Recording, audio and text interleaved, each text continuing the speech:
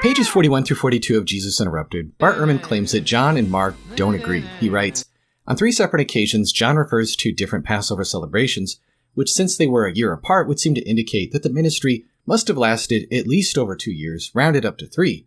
By contrast, Ehrman says that Mark gives a much shorter timeline.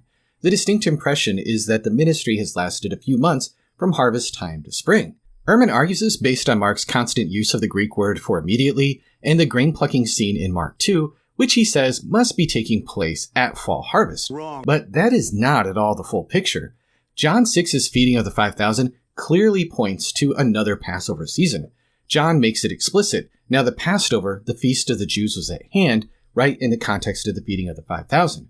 Mark hints at it too. He says that the grass was green, which happens in the spring rains, and that many were coming and going, which fits perfectly with the busy Passover crowds. And don't forget, Jesus' crucifixion itself takes place at Passover.